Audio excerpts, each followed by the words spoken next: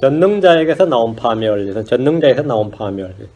너희는 울부짖으라. 주의 날이 가까우니라. 주의 날이 가까우니라. 주의 날은 주일이 아닙니다. 그날이 전능자에서 나온 파멸같이 이르리라 했습니다. 전능자에서 나온 파멸인데, 주의 날 하면 여러분이 주로 이제 어떤 날이, 그날, 주의 날 하면 한눈에 딱 알 수 있을 겁니다. 이제는. 자, 기도합시다. 이제 이거로 간 주안에 감사합니다. 오늘도 말씀을 선포합니다. 하나님께서 주의 영으로 이 말씀이 선포되게 해주시고, 듣는 이들도 모두가 하나님의 말씀으로 이 말씀을 받게 하시고, 또 성령 충만한 가운데, 또 성령 충만한 가운데 이 말씀을 듣고 깨닫도록 인도하시길 원합니다. 아버지 하나님께서 미리 기록된 역사를 통해서 이 전 역사를 알게 해주시고, 현재 우리의 삶을 알게 해주시고, 앞으로 다가올 하나님의 행하실 일들을 알게 해주셔서 감사합니다.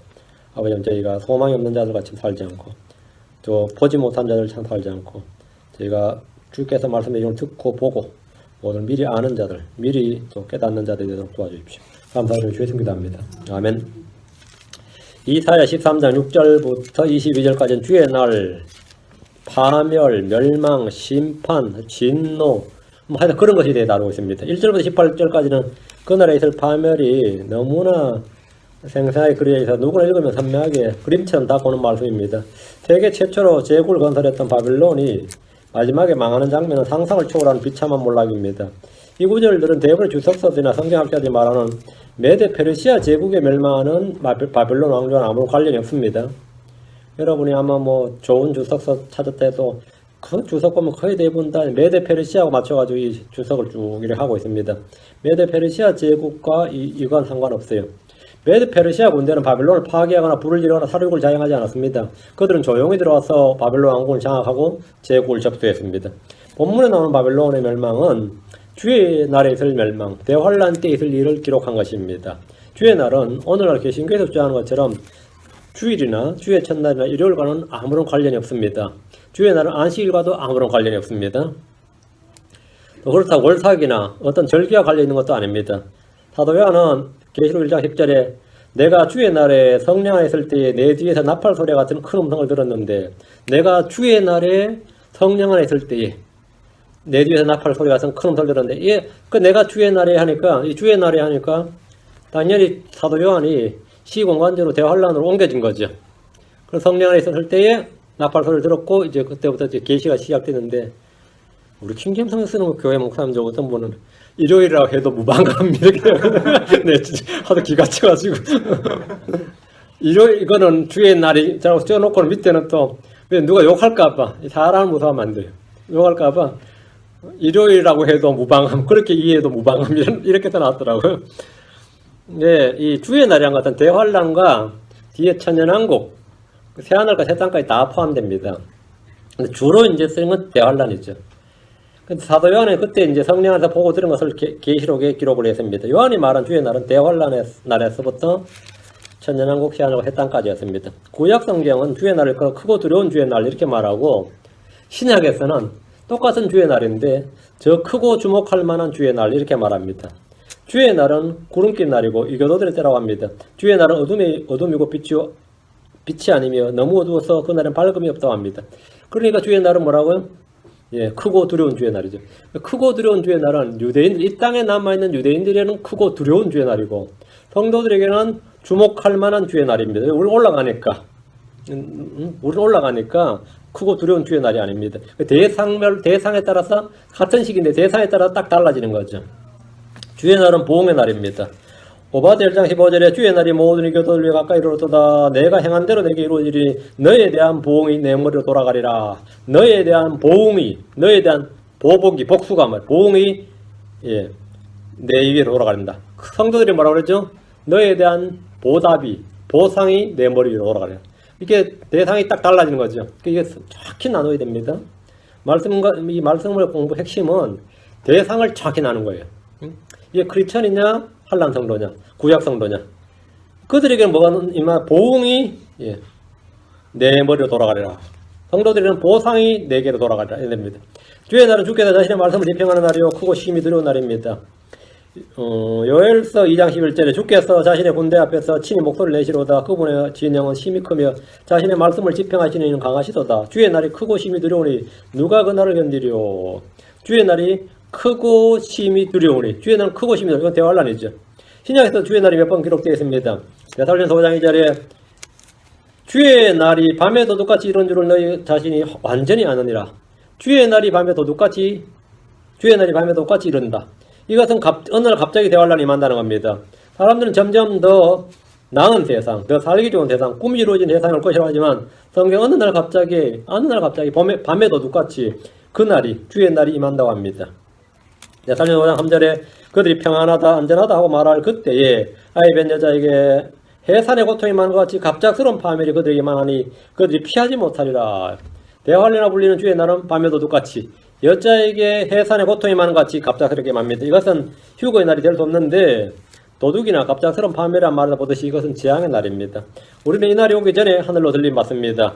데살로니가 5장 4절에 그러나 형제들아 너희는 어둠 속에 있지 아니한즉 그날이 대환란 날이면 주의 날이 도둑같이 너희를 덮치지 못하리라. 당연히 덮치지 못하죠. 우리는 올라갑니다. 성도들의 환란전 휴거는 성경 확고한 진리지만 오늘 대부분의 교회에서는 거의 가르쳐지지 않는 진리들 중에 하나입니다. 주의 날에 대해 반드시 알아야 할 한 가지는 대환란 외에 천년왕국 이후까지를 말한다는 겁니다. 베드로 3장 10절에 베드로후서 3장 10절에 그러나 주의 날이 밤에도 똑같이 오리니 그날에는 하늘들이 큰 소리와 함께 사라지고 원소들이 뜨거운 열에 녹으며 땅과 그 안에 있는 일들로 불태워지리라. 그 주의 날이 밤에도 똑같이 온다. 이건 뭐예요? 대환란 아니죠? 뭐예요? 천년왕국 끝나고 이야기란 말이에요. 그날에는 하늘들이 큰 소리와 함께 사라지고 천년왕국 이후죠. 영원세계로 들어갈 때단 말이죠. 이때까지가 주의 날입니다. 이 말도 천년왕국 후의 일입니다. 자, 그럼 본문 이사야 13장 본문에서 6절, 6절 너희는 울부짖으라 주의 날이 가까우니라. 그날이 전능자에서 나온 파멸같이 이르리니. 이사야 13장이 바빌론에 대한 경고 심판의 말씀입니다. 이 날은 누가 봐도 복된 날이 아닙니다. 이 날은 심판의 날이고 보응의 날이고 어둠의 날이고 저주의 날이고 경노의 날입니다. 구원의 날이 아닙니다. 주께서 원수 갚으시고 복수하시는 날이며 자신의 말씀을 집행하시는 날이고 어둠의 날입니다. 주의 날이 가깝다는 것은 바벨론의 멸망이 가깝다는 말이고 흔히 말하는 세상의 종말 멸망이 가깝다는 말입니다. 이 파멸이 어떤 것인지 다니엘 7장 11절 26절 보이죠. 다니엘 7장 11절 뒤로 와서 다니엘 7장 11절 26절 그때에 내가 다니엘 7장 11절입니다. 그때에 내가 그 뿌리낸 엄청난 말들의 소리로 인하여 보았으니 곧 그 짐승이 죽임을 당하고 그의 몸이 파멸을 당하여 타오르는 불꽃에 넘겨질 때까지 내가 바라보니라. 주의 날 적그릇과 짐승은 산채로 굶어 던져집니다. 7장 26절 그러나 심판이 집행된 적 그들이 그의 통치 권세를 빼앗아 그것을 끝까지 소멸시키고 파멸시킬 것이요. 끝까지 소멸시키고 파멸시킨다. 이 세상의 통치자, 공중권세 잡은 자인 마귀의 통치권세가 끝나고 소멸된 순간입니다. 영혼 붙잡혀서 끝없이 깊은 구렁에 갇힙니다. 주를 대적해서 전쟁에 모인 자들은 다 죽임을 당합니다. 주의 날은 전쟁의 날이고 파멸의 날로서 주의 심판이 집행되는 날입니다. 요엘서장 11절에 방금 읽었어요. 주께서 자신의 군대 앞에서 친히 목소리를 내시로다. 그분의 진영은 심히 크며 자신의 말씀을 집행하시는 이는 강하시도다. 그분의 주의 날이 크고 심히 두려우니 누가 그날 견디리오. 누가 그날 견디리오. 아무도 못 견딘다. 그죠? 주의 진노 앞에서 견딜 때는 아무도 없습니다. 계시록 6장 17절에 그분의 진노의 큰 날이 이르렀으니 누가 능히 서리요 하더라. 누가 능히 서리요. 진노의 큰 날. 주의 날입니다. 진노의 큰 날. 주의 날은 성경에 반복해서 예언되어 있지만 믿지 않는 사람들은 그날이 갑자기 흐리고 온다는 사실이나 파멸같이 이른다는 사실을 결코 알지 못합니다. 노아는 홍수 전에 노아의 홍수는 노아의 홍수 전에 노아에게 알려졌고 노아의 가족들에게 알려졌습니다. 그의 입을 통해서 사람들이 선포되었지만 세상 사람들에게는 갑작스러웠습니다. 미리 예고가 되어 있지만 막상 당하는 세상 사람들 입장에서는 뭐라고요? 갑작스러웠다고요.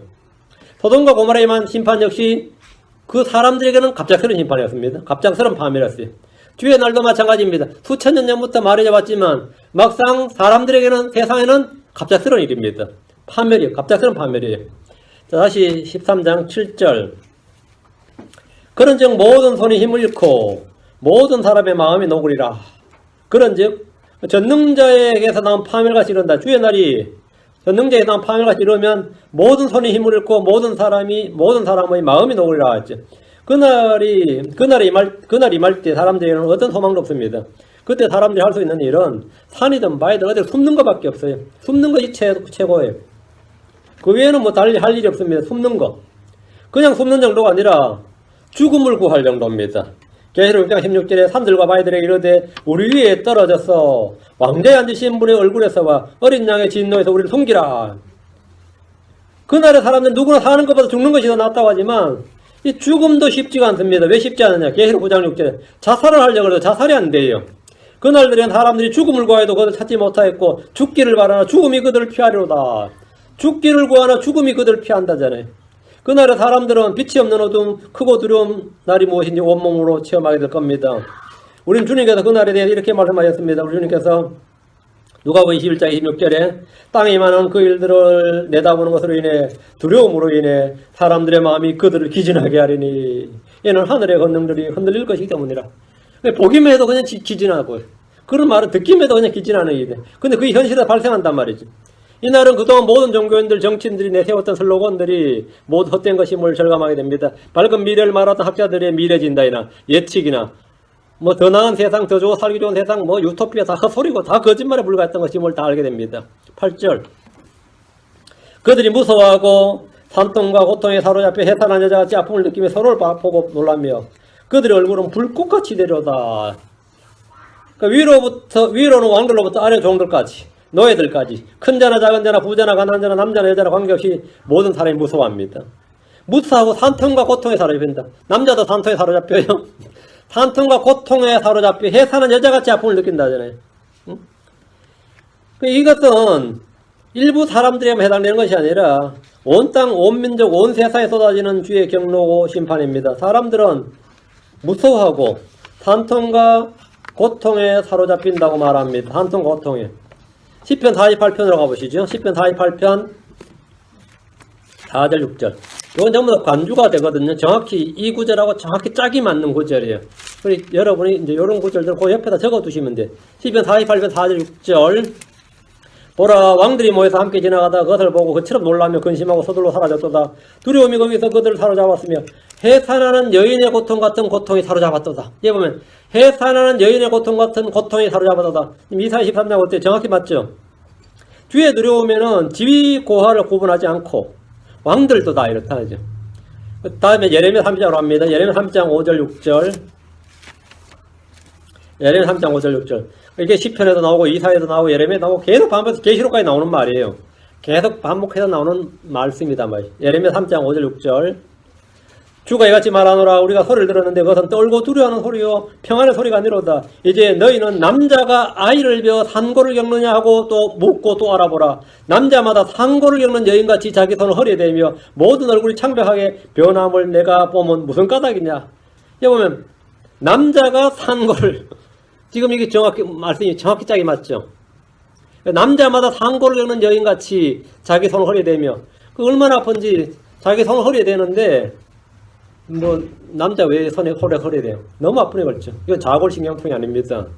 디스크도 아니고 모든 얼굴이 창백하게 변함을 내가 보면 무슨 까닭이냐. 두려움과 고통에 대한 적절한 묘사입니다. 혼의 고통뿐 아니라 이 몸의 고통이 엄청난 거예요. 몸의 고통이 엄청났기 때문에 남자가 해산한 여자처럼 비명소리를 질러대는데 네가 애 낳냐 왜 그러냐 할 만큼 남자들이 그렇게 떨고 두려워하는 소리입니다. 자기 손을 허리에 댄다는 것은 몸이 아프기 때문입니다. 모든 얼굴이 창백하게 변한다는 것은 두려움 때문입니다. 이사야 13장 8절에서는 얼굴이 뭐라고 변했어요? 그들의 얼굴은 불꽃같이 되려다. 예레미야에서는 그들의 얼굴이 창백하게 되고 어떻게 된 거예요?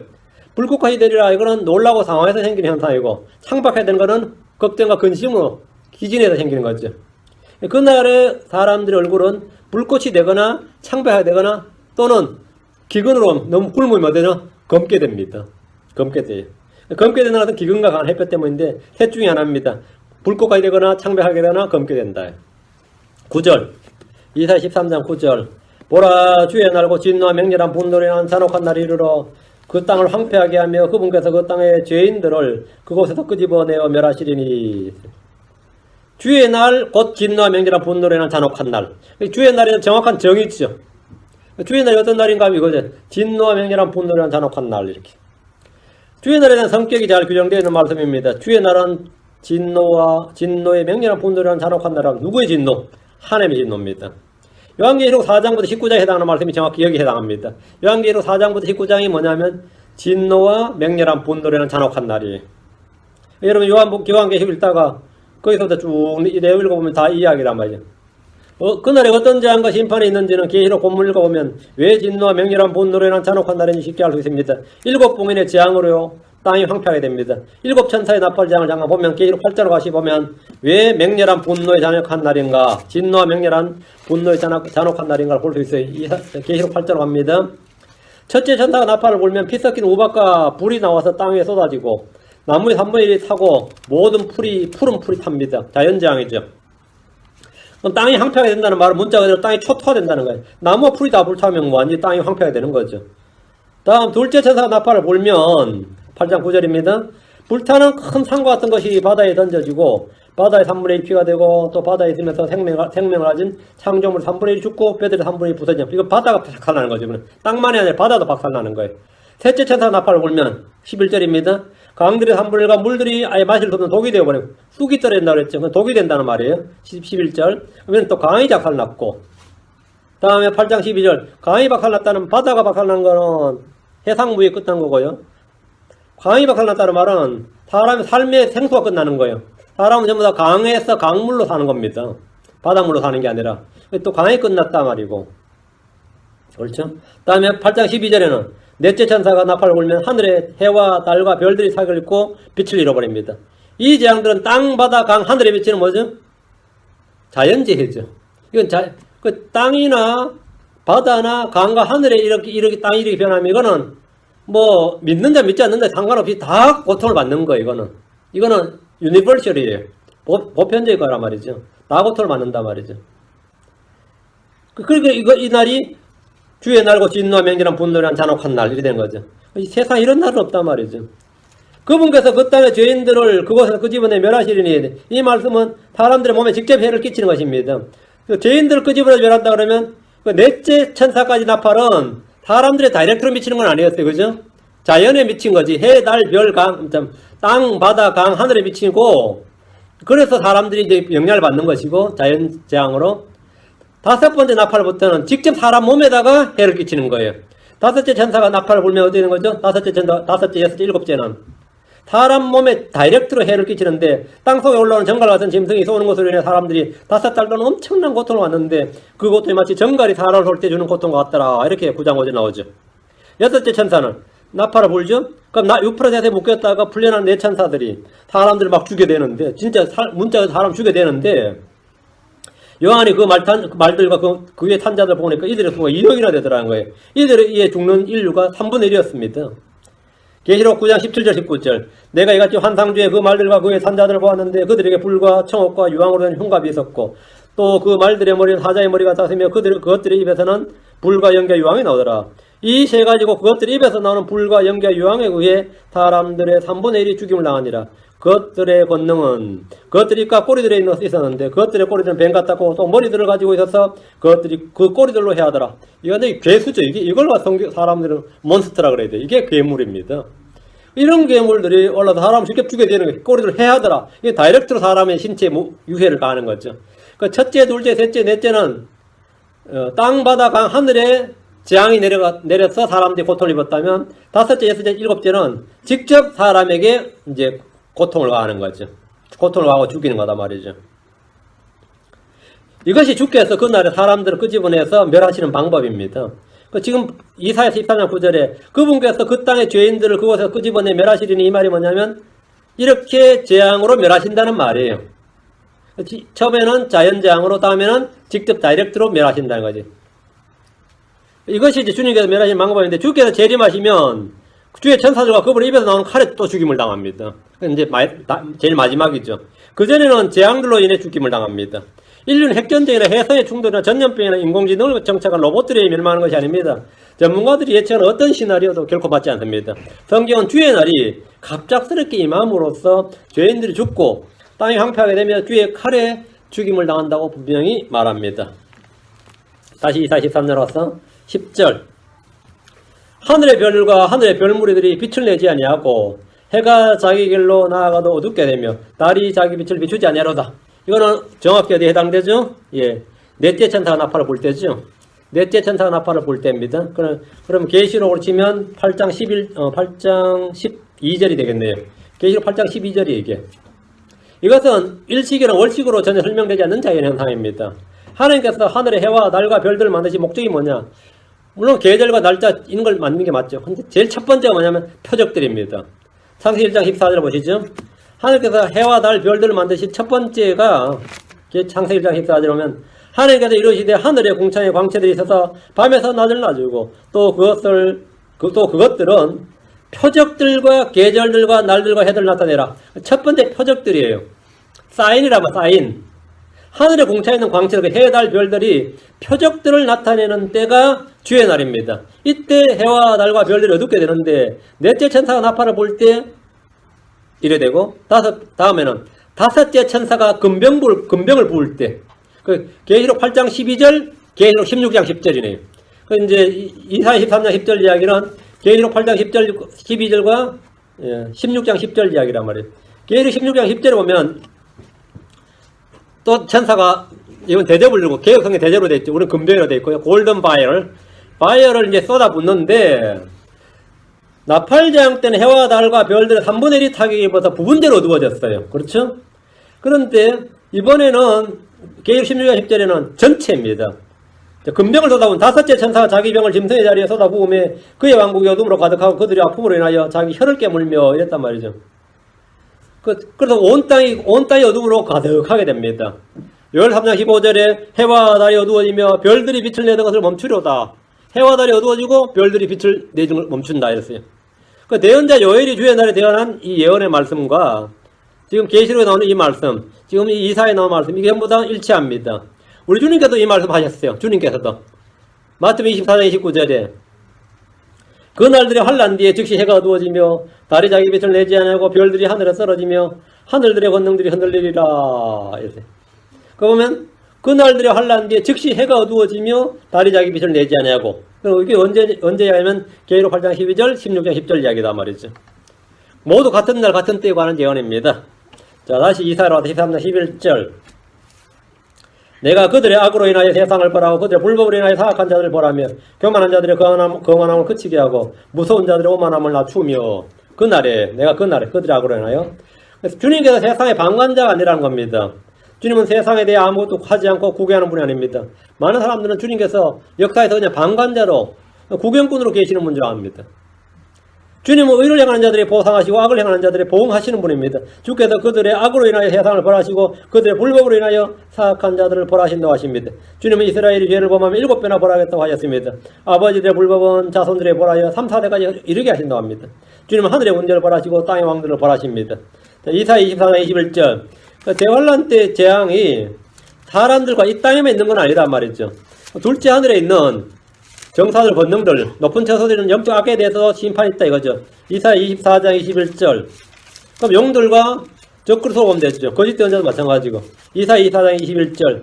영과 그의 천사들로 재앙을 받습니다. 이사야 24장 21절. 그날에 주께서 높은 곳에 있는 높은 자들의 군대를 벌하시니 이게 언더라인. 높은 곳에 있는 높은 자들의 군대. 이게 누굽니까? 에베소 6장 12절에 있는 거예요. 정사들과 권능자와 높은 처소들의 영적 악. 그죠? 높은 자들의 군대를 벌하시며 땅 위에 있는 땅의 왕들을 벌하시니 이거 열왕들의 군대였죠. 땅 위에 있는 땅의 왕들을 벌하시리니 그 날에 어느 주의 날에 말 높은 곳에 있는 자들이라는 하늘의 정사들 권능들 높은 곳에 있는 영적을 말하는 것이고 주님은 영과 그의 천사들을 벌하십니다. 주님은 리와야단을 벌하시고 바다에 있는 영들을 죽이시며 이때 바다에 있는 영들을 죽이신다. 둘째 바다를 말합니다. 이사야 21장 1절에 그 날에 주께서 자신이 매섭고 크고 강한 칼로 깨뚫는 뱀 리와야단 곧 저 구부러진 뱀 리와야단을 벌하시며 바다에 있는 영을 죽이시리라. 그런 높은 곳에 있는 자들을 죽인다 할 때는 영들도 죽는다 이거예요. 하나님은 무신론자나 불신론자나 또 복음을 믿지 않는 자들을 징벌하신다 했습니다. 그 땅엔 사람들도 벌하시고 하늘은 군대도 벌하신다. 데살로니가 5장 8절에 하나님 알지 못하는 자들과 우리 주 예수의 복음에 순종하지 아니하는 자들에게 사울은 불로 징벌하실 때에 그러하시리라. 또 사울은 불로 징벌하신다.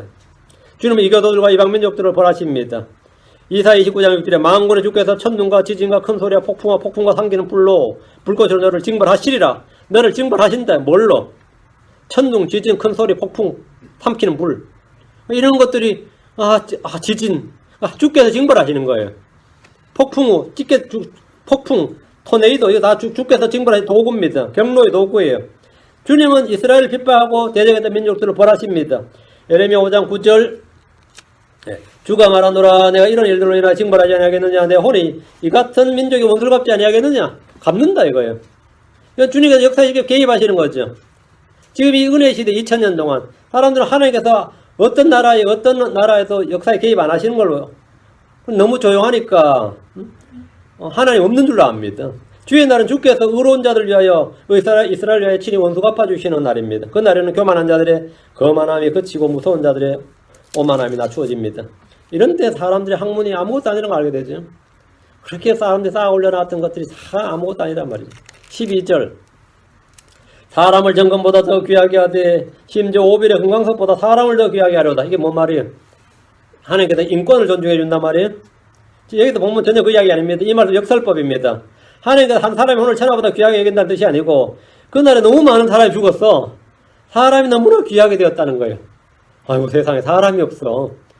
그 사람이 정금보다 더 귀하게 하되 사람을 정금보다 더 귀하게 하되 심지어 오빌의 금강석보다 사람을 더 귀하게 하려다. 귀하다는 말은 뭐냐면 그 수가 너무 적었어. 아니 그 양이 너무 적어서 희소 가치가 높다는 말입니다. 그게 귀하다는 뜻이에요.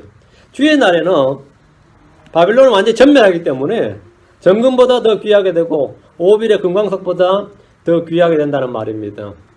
13절 13절 그러므로 내가 만군의 주의 진노 가운데서 그의 맹렬한 분노의 날에 하늘들을 흔들며 땅을 제자리에 옮기리니 하늘들을 흔든다는 것은 어떤 것인지 감이 잘 잡히지 않을 겁니다.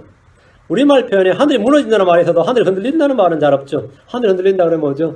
야, 이게 두통을 앓나 보다 뭐 이런 생각이지. 아니면 좀 알코올 중독되었구나. 하늘이 흔들린다는 표현은 거의 없는데 성경에 이 표현이 굉장히 많이 나옵니다. 땅을 흔든다든지 땅을 제자리에 옮긴다는 말은 대지진이나 태풍이나 토네이도 따위 자연재해를 연상할 수 있습니다. 학개서 2장 6절 21절 학개서 2장 6절 21절 주님께서 하늘을 흔든다, 땅을 흔든다. 뭐 한국 사람들은 뭐 하나님의 보좌도 흔드는데 뭐 하나님께서 하늘 흔드는 거야. 학개서 2장 6절. 학개서 2장 6절. 만군의 주가 이같이 말하노라. 조금 있으면 내가 아직 한 번 더 하늘들과 땅과 바다와 육지를 흔들리라. 주님께서 흔든다. 한 번 더 하늘들과 땅과 바다 육지를. 그리고 이걸 흔든다는 거죠. 땅을 제대로 옮긴다면 지축이 흔들리고 전체 운행에서 땅의 궤도 회탈하는 데 엄청난 변화가 일어날 겁니다. 지금 5대양의 5대 6대주라고 하는데 이거 지형도 많이 변화될 겁니다. 지도를 한번 전체 새로 그려야 될 것이고 지금 365일 체계가 이때 이 현상으로 하면 360일 체계로 바뀔 것으로 예상을 합니다. 원래 성경은 태양력이 아니에요. 태음력이고 12달입니다. 한 달은 30일이에요. 근데 언제 한번 이게 바뀌었냐면 노아의 홍수 때 이게 365일 체계로 바뀐 걸로 봐요. 노아의 홍수에 엄청난 그걸로 지축이 흔들리고 해서 360일 체계에서 365일 4분의 1이 지금 그렇게 바뀐 걸로 보고 그러면서 이제 캘린더가 많이 됐죠. 그래서 2월 28일, 2월 29일 만들고 윤달 음력은 안 되니까 윤달 만들고 지금 별저걸 다 하는 겁니다. 근데 이제 천년왕국 때는 완전한 360일 체계, 완전한 그 날도 정확하게 12시간 낮, 12시간 밤 이렇게 이게 이제 성경에 있는 그대로 문자 그대로 이게 정확하게 이루어집니다. 지금은 그렇게 안 됐죠. 그렇게 됐는데 그때 주님께서 하늘들과 땅과 바다 육지를 흔들리라 이렇게 된 거죠. 학개서 2장 21절 유다 총독 스룹바벨에게 말하 이르기를 내가 하늘들과 땅을 흔들리라. 하늘들을 흔들고 땅을 흔든다. 주님께서 하늘과 땅을 다 흔든다잖아요. 주님께서 하늘들과 땅을 흔드는 것은 사람이 자기의 의자와 발받침을 흔드는 것과 같습니다. 주님이 흔드는 건 그래요. 왜? 하늘은 주의 왕자고 땅은 그의 발받침이기 때문입니다. 주님께서 발받침 한번 흔드는 거, 의자 한번 그냥 좌우로 한번 움직이는 거, 이게 하늘로 움직이는 정도입니다. 주님께는 그렇습니다. 우리 주 예수님께서 대환란에 대해서 말씀하셨는데 마태복음 24장 9절을 마태복음 24장 29절이네. 마태복음 24장 29절에 그날들의 환란 뒤에 즉시 해가 어두워지며 달이 자기 빛을 내지 않고 별들이 하늘에 떨어지며 하늘들의 권능들이 흔들리리라. 하늘들이 흔들린다는 의미는 하늘들의 권능들이 흔들린다 이 말이에요. 하늘의 권능들이. 그러면은 우리 상상을 잘 못하겠는데 이 상당한 물리적인 전체 물리학적 입장에서는 어떤 물리학 법칙이 상당히 많이 변하는 것 같아요. 그래서 이런 현상이 발생하는 것 같고 마가복음 14장 25절에 하늘의 별들이 떨어지며 하늘에 있는 권능들이 흔들리라. 하늘의 별들이 떨어진다 이 말은 하늘의 별들은 천사들 말합니다. 용과 그의 천사들이 떨어지는 거 땅으로 사탄과 그의 천사들 떨어지는 거예요. 하늘에 있는 권능들이 흔들리라. 그래 하늘 정사 권능이 다 당연히 흔들립니다. 성경을 통독하는 분들하면 계속 이런 말씀이 반복된다. 이 말씀이 여기 한두 번 나오는 이야기야. 그냥 계속 반복돼요. 하늘을 흔들고 땅을 흔든다는 말이. 히브리 12장 26절에 그때는 그분 음성이 땅을 흔들었거니와 이제는 그분께서 약속하여 이르시되 내가 또 땅뿐만 아니라 하늘도 아직 한 번 더 흔드노라 하셨느니라. 또 이거면 또 읽다 보면 또 계시록 6장하면 또 이야기 또 나오고 계시록 성경이 계속 반복되는 이 나오는데 이거는 그날에 있을 현상입니다. 자연현상이에요. 자, 근데 그건 그냥 자연적으로 발생하는 것이 아니라 주님께서 그렇게 행하신다는 거죠. 이사야 13장 14절. 그것이 쫓기는 노루같이 되고 모으는 자 없는 양같이 되리라. 그들이 저마다 자기 백성에게로 돌아가며 저마다 자기 땅으로 도망할 터이나.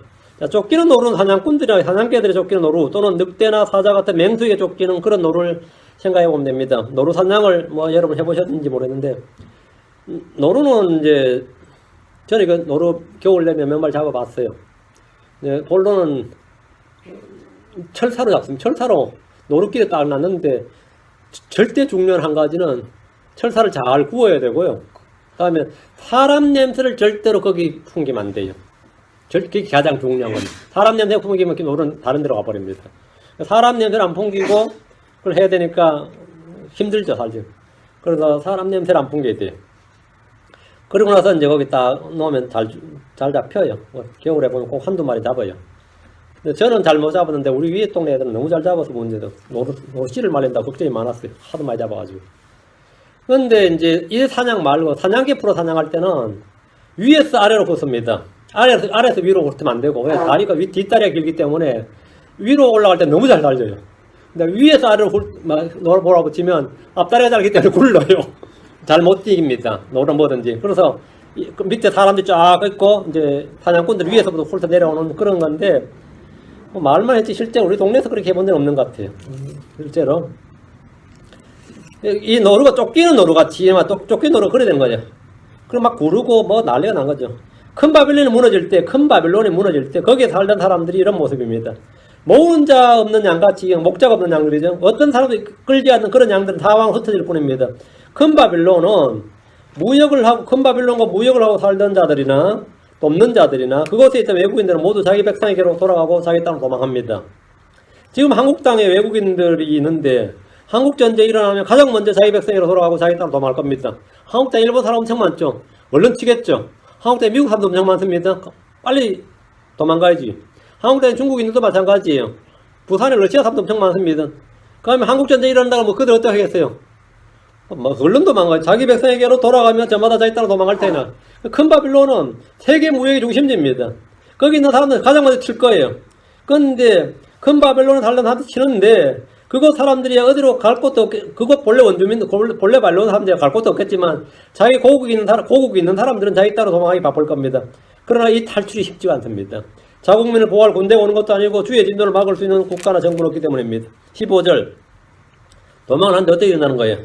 만나는 자마다 창에 찔리고 그들과 연합하는 자마다 칼에 쓰러지며 뭐 여기서 큰 바빌론 무너질 땐 다 죽는다 이 말이에요. 바벨론을 떠나는 이들이 무사히 자기 고국으로 도망갈 수 있는 것이 아닙니다. 쫓기는 노루같이 모으는 자 없는 양같이 된 그들이 만나는 자마다 창에 찔립니다. 그들이 연합하는 자는 다 칼에 쓰러집니다. 연합하는 자마다 이 말씀의 주목. 바벨론과 연합하면 바벨론 함께 멸망합니다. 주와 연합하면 주의 백성이 됩니다. 죄와는 분리해야 됩니다. 이교도들과는 분리해야 됩니다. 바빌론과는 분리해야 됩니다. 큰 바빌론에 대해서 주께서 말씀하셔야 됩니다. 연합하지 말라고. 거기 연합하면 같이 죽는다고.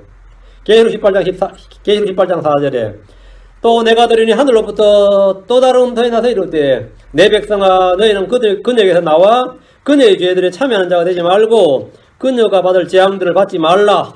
그녀에게서 나와. 분리죠. 교회는 세상에서 나와야 됩니다. 그래 세상과 함께 정죄받지 않습니다. 성도들은 세상에서 분리되어야 됩니다. 그래 세상과 함께 정죄받지 않습니다. 우리는 죄들에 참여한 자가 되어서는 안 됩니다. 그래서 그녀가 받을 재앙들을 받지 말라. 바빌론에 연합하는 자마다 칼에 쓰러지는데 이는 칼로 살해당한다는 말입니다.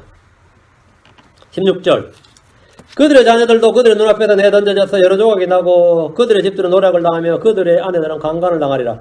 요 말은 좀 너무 레비시트인데요.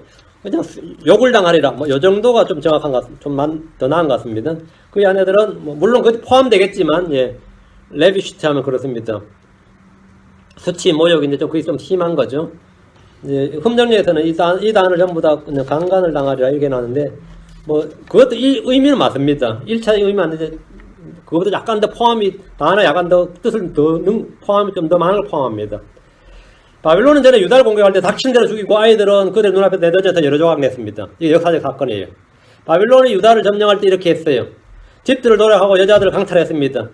역대기가 36장 17절, 스가랴 14장 2절 두 구절 보죠. 역대기가 36장 17절.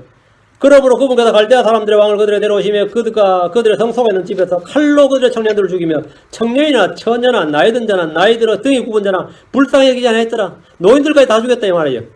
그분께서 그들을 다 그의 손에 주셨더라. 그럼 이 바빌론 사람들이 예루살렘 들어와서 얼마나 많이 죽였는지 몰라요. 예레미야 5장 11절에서 그들이 시온에서 여인들을 유다의 도시들에서 처녀들을 강간하였나이다. 이건 뭐 당연하죠. 뭐 노예로 삼고 이렇게 했단 말이죠. 근데 이게 좀 야만적인, 바빌론이 좀 야만적인 공격을 했죠. 하나님은 그들이 행한 대로 갚아주신다는 거예요. 이번 바빌론이 너희들이 그렇게 했기 때문에 너희들이 그렇게 당한다 이거예요. 스가랴 14장 2절. 스가랴 14장 2절. 내가 모든 민족들을 모아 예루살렘을 대적하여 전쟁하게 하려니 그런즉 그 도시가 함락되며 집들이 강탈을 당하고 여인들이 강간을 당하며 그 도시의 반이 포로가 되려니와 백성의 남은 자들은 그 도시에 끊어지지 아니하리라. 이렇게 보면 여인들이 집들 참 엉망이죠. 이것이 예루살렘이 당한 일이에요. 시편에는 이들이 행한 대로 하나님께서 그대로 복수해 주신다는 거예요. 시편에는 시편 131편 8절 9절 그 시편의 그 복수와 보복의 시라고 그러죠. 이 보복의 시가 지금 이사야 13장 16절이에요. 자, 시편 137편 8절 9절 시편 137편 8절 9절 여러분이 시편에 왜 이렇게 보복의 시가 많은가 하면 이게 전부 다 대환란의 심판입니다. 이것이 크리스천들의 행위가 상관없어요. 크리스천들은 원수를 사랑하라죠. 시편에 보니까 왜 이렇게 이런 말이 많으냐 하면 이게 오해하시면 안 됩니다. 그 시편에 나오는 보복 복수는 전부 다 주께서 이스라엘에게 주의 백성들이 행한 대로 행한 그들에게 복수하시는 보복의 하나님을 말하는 시편입니다. 시편 137편 8절 9절 오 멸망받을 바벨론에 따라 내가 우리에게 베푼 대로 내게 갚는 자가 행복하리로다. 자 보세요. 여기 내가 우리에게 베푼 대로 그 내가 바빌론이 우리에게 시온에게 예루살렘에게 베푼 대로 내게 갚는 자가 뭐라? 행복하려다. 내 어린 것들을 들여다가 돌에 메어치는 자가 행복하려다. 이제 처음에 시편 읽다가 이거 보면 깜놀 하겠듯이 애들을 어린 것들 들여다 돌에 메어치는 자가 행복하다 그러면 이게 뭔 소리야? 이건 전부 다 대환란의 바빌론의 큰 바빌론의 멸망에 관련된 말씀입니다. 그때 주의 심판이 이렇게 임한다는 거죠. 이런 구절 보면 기독교는 용서의 종교는 화해 종교란 말이 전혀 어울리지 않습니다. 용서, 화해, 사랑은 그리스도 안에서만 있습니다. 그리고 이 시대 구원의 날 은혜 안에서만 있어요.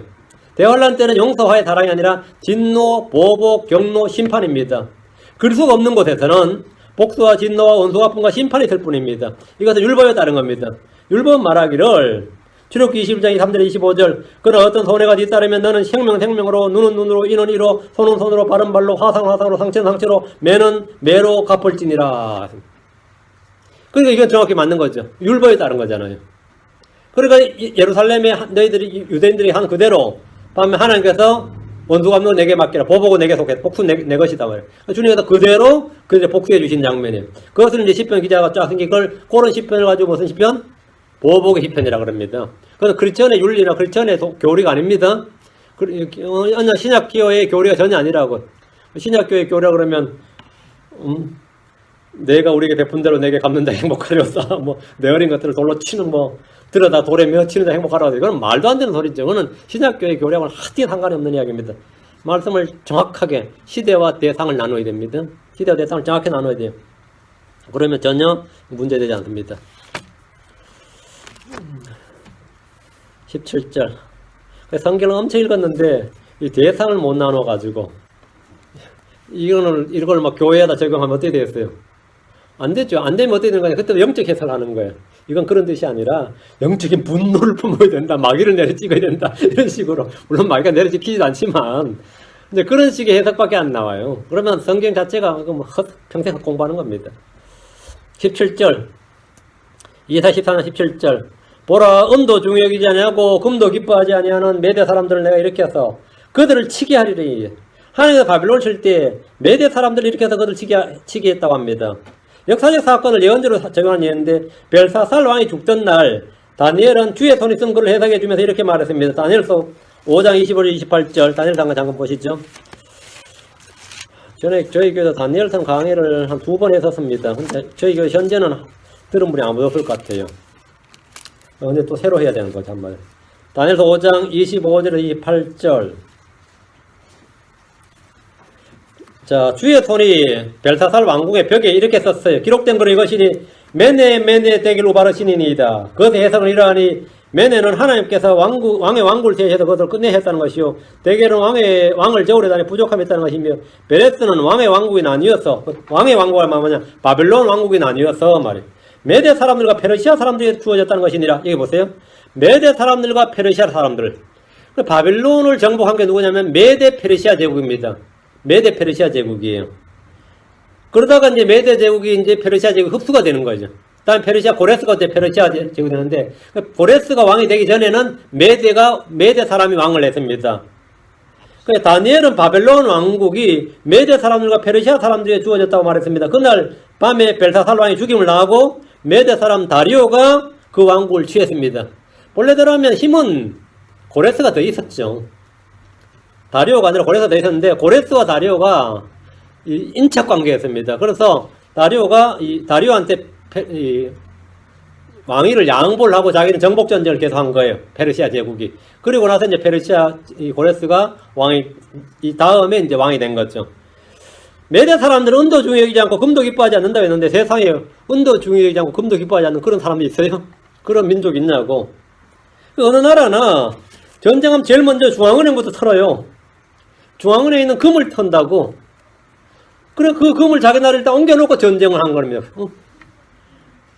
근데 요즘 나라마다 은행에 금을 얼마나 만들어 놓는지 모르겠는데 예전에 근본이제 때는 그 프랑스나 영국 같은 나라도요. 이 히틀러한테 금만 뺏기려고 그 금을 전부 다 그 배에 싣고 이 미국으로 옮겼어요. 미국으로 옮겼는데 나중에 미국이 잠시 보관하라 그랬는데 차지하고 싶은 거야. 프랑스가 그걸 돌려달라고 사정을 했어요. 응? 이 금을 돌려달라고. 그래가지고 돌려줬지. 금을 돌려줬죠. 그래서 이라크가 쿠웨이트를 쳤는데, 얼마 전에 여러분이 전쟁하시죠. 이라크가 쿠웨이트를 쳤는데, 금고를 털었는데, 금고에 금이 없는 거야. 이라크 중앙은행에. 이라크 중앙은행에, 쿠웨이트 중앙은행에. 이 석유를 판 게 얼마나 많은데, 쿠웨이트가 석유를 얼마나 많이 파는데, 왜 금이 없느냐고요. 그래, 쿠웨이트가 금이 없는데, 쿠웨이트는 이미 미리 정보를 입수했었어요. 이라크 언제 우리를 칠지 모른다는 정보를 입수해서, 금과 자산을 전부 다 미국으로 옮겨놓은 겁니다. 미국으로 옮겨놓고, 쿠웨이트 왕정이거든요. 왕이 미국으로 와버린 거예요. 그러면서 전쟁하는 동안에 쿠웨이트 왕궁에서, 쿠웨이트 전 시민에게 매월 생활비를 줬습니다. 200만 원 정도. 2,000불 정도를. 전쟁 끝날 때까지 계속 줬어요. 그 돈으로. 엄청났지? 전쟁 동안에 그 사람들은 전 시민이 월급을 받았어요. 예, 재산이 있어야 되는 거죠. 전쟁도 돈 없으면 못 사는 겁니다. 제일 먼저. 근데 메데 페르시아 제국은 당연히 어디부터 하겠어, 당연히. 바빌론 왕궁에 하면 당연히 금고부터 터는 거죠. 금고부터. 어느 나라, 그런데 이 메대 사람들 지금 본문에 따르면 은도 중요하지 않고 금도 기뻐하지 않는다는 거, 이 말은 뭐냐면, 이 사람들 은과 금보다 더 중요시한 게 뭐냐면 땅이었습니다. 메대 사람들은 땅을 중요시했어요. 그 땅을 정복해야 돼. 그 말은 뭐냐면, 조공이나 세금을 받는 정도로 만족을 안 한다, 이거야. 그러니까 우리나라 침범하자면 우리가 그냥 당신들에게 매월 세금을 바치겠습니다. 그러면 보통 나라들은 어때요? 오케이, 굿. 이러는데, 메대 사람들은 쓸데없는 소리 하지 말고, 우리는 무조건 너희 땅을 차지해야 돼. 땅이 중요하지. 우리는 땅에 깃발 꽂아야지. 너희들이 내는 세금, 그게 중요한 게 아니다 말이야. 근데 땅만 뺏어놓으면 그걸 마음대로 뺏을 말라고 돈 받고 맞아, 이거죠. 그 땅을 뺏는데 집중을 했습니다. 메대 사람들은 그 땅에 그냥 그 민족에게 그냥 그 사비 왕을 세우거나, 뭐 계례국을 세우거나 아니면 자기들 마음에 하는 왕을 세워서 조공이나 획을 받는 그런 정책을 쓴 것이 아니라, 가서 땅을 정복해서 자기들 것으로 만들어야 직서에 풀리는 그런 부류였다 이 말입니다. 하나님 그들을 일으켜서 바빌론을 치게 했습니다. 18절. 그들이 활로 젊은이들을 쳐서 조각을 내고 태 열매를 불쌍히 여기지 않으며 그들의 눈이 아이들을 아끼지 아니하리라. 한마디로 막 어린애까지 다 죽인다 이 말인데 굉장히 잔인하죠. 메대 사람들이 바빌론을 이렇게 했다는 건데, 메대 페르시아 연합군이 바빌론 공격할 때 맨 먼저 배치한 군인들이 궁수들이었습니다. 활로 젊은이들을 쳐서 이 말이죠. 궁수들이었는데, 근데 이 구절이 역사와는 좀 안 맞아요. 그 역사와는 이 벨사살 왕이 죽을 때 바빌론을 칠 때는 이렇게 활로 젊은이들을 쳐서 조각을 내고 태연을 불쌍하지 않고 그들 눈이 이렇게 안 하고 그냥 아주 간단하게 협수를 했습니다. 그들이 연회를 열 때 수로 통과해서 그냥 왕궁에 있는 사람만 죽여버렸지. 메데 페르시아는 바빌론과 대규모 전쟁을 벌였지만 사실은 이 바빌론 이 성벽이 워낙 견고해가지고 바빌론 성 밖에서는 할 일이 없었어요. 성벽을 진격을 못하니까 밖에 계속 있다가 들어와서 그냥 왕궁을 했는데 18절은 역사적 사건이 아니다 이 말이에요. 역사적 사건에서는 무혈 입성을 했고 별로 피를 흘리지 않았습니다. 그러나 바빌론에 대한 주의 보복이 없는 것이 아니다 말이에요. 하나님 이들이 피를 흘린 대로 갚아주시는데 역사적으로는 페르시아가 유대인들에 대해 관용 정책을 썼죠. 페르시아는 유대인들을 괴롭히거나 그렇게 안 했습니다. 일을 지켜도 이 페르시아는요, 바빌론은 유대인들을 종으로 잡았죠. 포로 잡았는데 노역을 지켜도 반드시 일당을 지급했어요. 그 페르시아가 이건 독특한 나라였습니다. 그 노예로 잡아온 사람들한테도 뭐 성곽을 쌓건 도시를 건축하거나 하면 그들에게 반드시 일당을 다 지급해 준 나라가 페르시아예요. 이걸 페르시아에는 관용 정책으로 했다 이렇게 말해요. 그러니까 뭐 돌아가라 이게 가능한 거죠. 어차피 여기서 돈 주고 써야 될 것 같으면 뭐 돈 주고 그 사람들 안 써도 되니까 너희들 너희들 예루살렘 돌아갈 사람 돌아가라 이렇게 명령이 떨어진 거예요. 그래서 그렇게 잔인한 그 정책을 쓴 민족이 아니다 말이지 페르시아도. 그런데 바빌론은 유다를 아주 철저히 노력했죠. 바빌론은 유다를 아주 철저히 노력했는데 주의 날에 그들 자신들이 행한 대로 받게 될 것이다 말이에요. 그때는 너희들이 바빌론이 역사적으로는 그런 대가를 안 받았는데 앞으로 그런 대가를 철저하게 받게 된다. 하나님께서는 잊지 않으시는 거죠. 19절 왕국들의 영광이요 갈대아 사람들의 뛰어난 아름다움인 바빌론이 하나님께서 소돔과 고모라를 멸하신 때와 같이 되리니, 그 바빌론이 어떻게 멸하냐면 소돔과 고모라처럼 완전히 멸망된다는 겁니다. 바벨론 한때 세계 최고의 도시였어요. 최고 오래된 도시. 창세기 10장부터 나오는 게 바벨론이. 바벨론은 왕국들의 영광이었으면 모든 왕국의 목표와 꿈이 바벨론 제국 같은 그런 왕국을 세우는 겁니다. 바벨론의 영광. 그건 모든 중동 아랍 민족의 꿈이에요. 바벨론은 갈대아 사람들의 뛰어난 아름다움이었습니다. 이 도시는 느부갓네살이 화려하게 건축했습니다. 공중정원이 있고 그 성벽이나 농토나 기구들, 가구들, 수로 등은 현대 어떤 도시도 그 영광을 따라하지 못할 정도로 아주 정교하고 뛰어났습니다. 갈대아 사람들의 바빌론은 자랑거리고 자부심이 넘치는 그런 도시였습니다. 그럼 누가 도시계획 하면 바빌론 한번 가봐. 그래. 바빌론 한번 가봐. 뭐 그런 도시가 없다 이 말이죠. 그런 바빌론이 소돔과 고모라를 멸하시는 때와 같이 될 것이다. 소돔과 고모라는 어느 한순간에 불로 멸망했습니다. 큰 바빌론은 무너집니다. 큰 바빌론은 불에 탑니다. 계시록 18장 9절 10절. 오늘 이야기는 계속해서 계시록과 연관되어 있어요. 계시록 18장 9절 10절. 계시록은 성경 전체의 요약본이에요. 결론이고 요약입니다. 모든 성경, 이 앞에 나온 창세기부터 나온 계시록은 창세기부터 나온 이 전체 요약이에요. 구약 성경을 딱 요약해 놓은 게 계시록입니다. 그녀가 음행하고, 그녀는 바빌론입니다. 그녀가 음행하고 호화로이 살던 땅의 왕들이 그녀가 살 때에 바빌론이 살 때에 나는 연기를 보고 그녀로 인해 슬피 탄식하여 그녀를 위해 애통할 것이요 그녀가 받는 고통을 두려움으로 멀리서도 이르되 가엾도다 가엾도다 저 큰 도시 바빌론이요 저 막강한 도시여 너에 대한 심판이 1시간 내에 이르렀도다 하려다. 소돔과 고모라가 망한 게 1시간 내에 불타 없어졌단 말이에요. 큰 바빌론이 1시간 내에 그렇게 망한다 이거예요. 이건 바빌론에 대한 주의 심판입니다.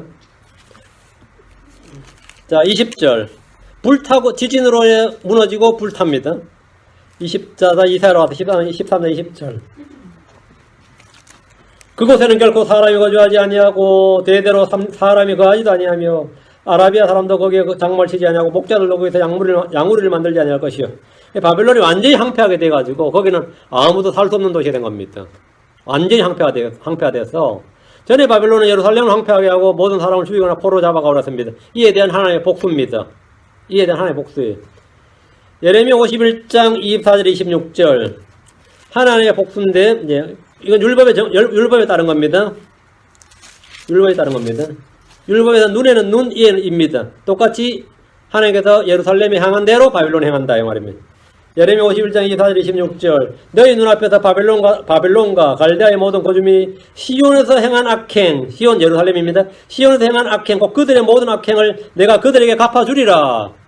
주님께서 보복하시는 분이죠. 주가 말하노라 온 땅을 멸하는 멸망의 산아 보라 내가 너를 대적하노라.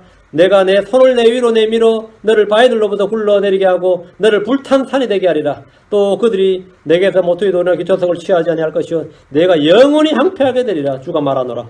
바빌론이 어떻게 멸망한지 나오는데 예루살렘을 그들이 성전 불태우고 예루살렘 완전히 멸망시킨 것보다는 훨씬 더 강하게 주님께서 보복하시는 거죠.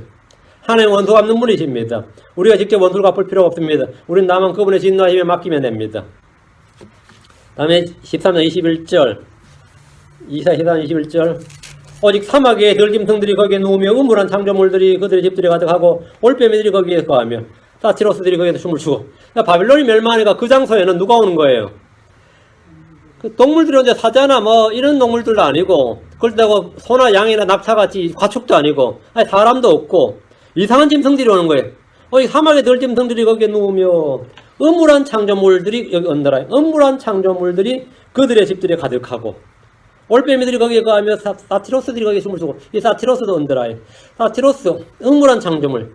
올빼미는 아는 것이고요. 사막의 들짐승도 뭐 대충 알 수 있는데 요건 사티로스하고 음울한 창조물은 정확하게 구체적으로 뭘 말하는지 누굴 말하는지 좀 특정이 잘 안 됩니다.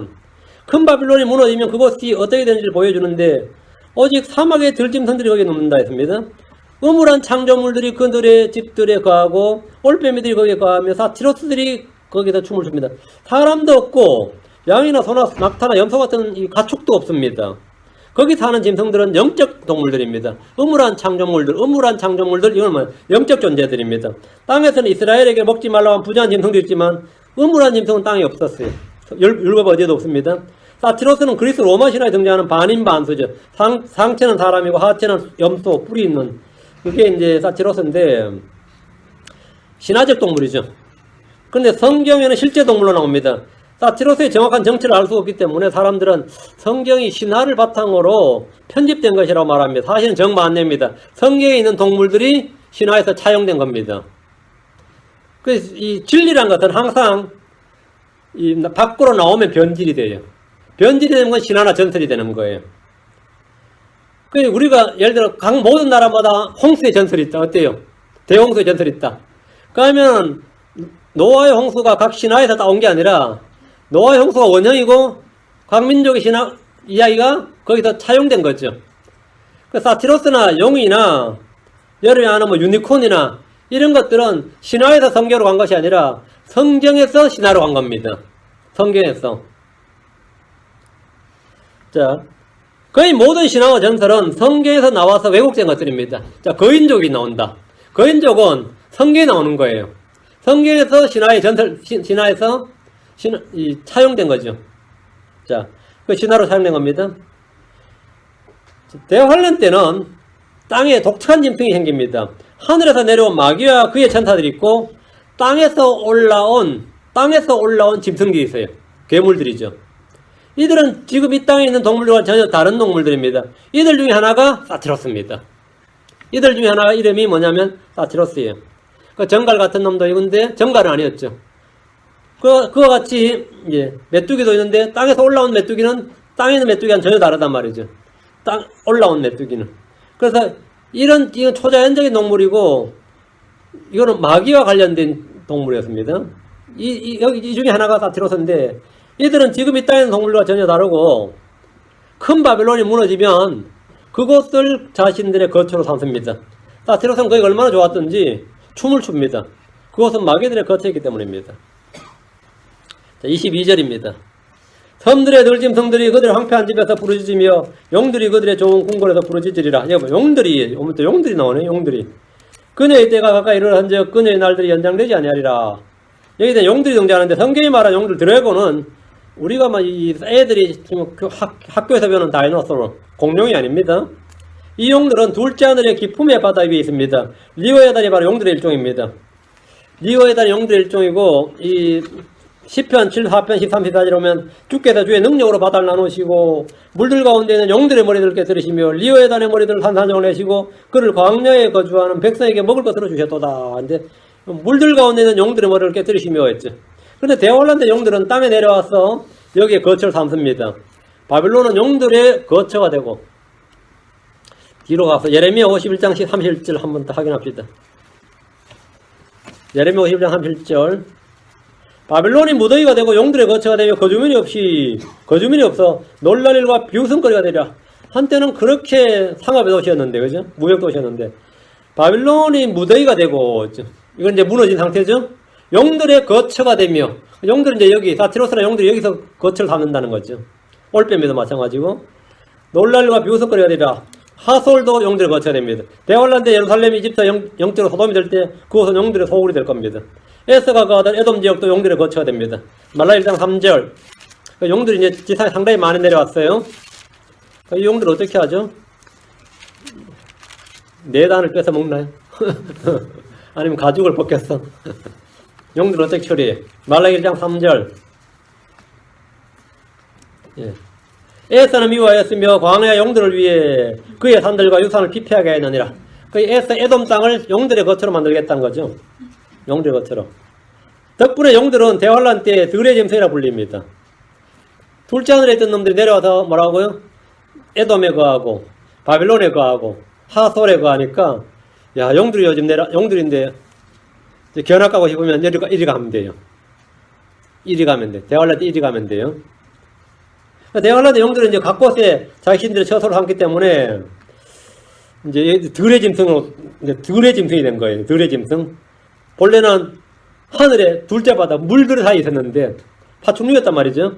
이사야 43장 20절 이제는 들짐승이 된 거죠. 이사야 43장 20절 그런 게 뭐가 있죠? 도마뱀이 그런가? 도마뱀이 들짐승인가요? 마치 용이 지금 도마뱀처럼 들짐승이 된 거예요. 이사야 43장 20절 들의 짐승과 용들과 올빼미도 나를 동행하리라. 이는 내가 광야의 물들을 내고 사마의 강들을 내어 내 백성과 내가 택한 자들이 마시게 할 것이기 때문이라. 근데 대환란의 용들은 곳곳을 자신의 거처로 삼습니다.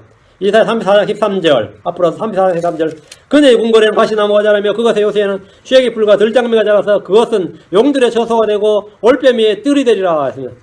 근데 이제 이것들이 천연왕 때도 계속해서 사느냐 그렇지는 않습니다. 얘들은 대환란 때 멸족합니다. 종이 멸망해요. 종의 멸망이 있는데 기상이변이나 전염병이나 핵무기나 뭐 기타 어떤 사연으로 용들이 살아있는 것이 아니라 주의 오심으로 죽임을 당합니다. 전능제에서 나온 파멸은 이 땅에서 주의 두려움을 알지 못한 이들에게 충분한 공포와 두려움을 알게 해줄 겁니다. 천연왕 때는 이제 이런 짐승들이 없습니다. 우리가 이 땅에서 다시 살 때 천연왕 때는 이제 뭐 이 땅에 뭐 용들이나 사티로스나 이런 것들은 없습니다. 예, 그리고 아주 이 땅은 그냥 말 그대로 에덴의 낙원처럼 회복된 땅이 되는 거죠. 예, 오늘은 여기까지요. 이사야 13장 예, 여기까지 하고 예. 바빌론에 대한 건 했고요. 이제 14장은 예, 야곱에 대한 겁니다. 이스라엘에 관한 겁니다. 그래서 잠깐 기도하고 마치겠습니다. 위대한 이걸로 주하나님 감사합니다. 오늘도 주의 말씀을 아침부터 이 시간까지 전했습니다. 하나님 듣는 이 말씀 들은 모든 분들에게 은혜를 주시고 계속해서 말씀 공부하고자 하는 소원을 허락해 주시고 열정을 부어주시고 또 계속해서 깨닫는 영을 위해서 이전에 보지 못했던 것들도 보게 하시고 깨닫지 못했던 것을 깨닫게 해주시고 또 눈을 열어주셔서 더 크고 놀라운 것들을 주님께서 보여주시는 모든 것들을 보게 해주시고 듣게 해주시고 또 하나님의 말씀으로 주님과 깊은 교제를 갖도록 도와주시길 간구합니다. 주의 뜻을 알게 해주시고 또 주께서 우리 안에 일하심을 또 보게 해주시길 원합니다. 그러나 저희가 참 주의 많은 의의 열매들, 성령의 열매들, 구원의 열매들 이런 것들을 다 맺을도록 도와주시길 간구하며 또 사람들마다 주님으로 기쁨이 차고 넘치 하시고 주를 기쁘시게 하는 그런 삶을 살 수 있도록 도와주십시오. 성령 충만을 허락해 주십시오. 감사드리고 주의 성기합니다. 아멘.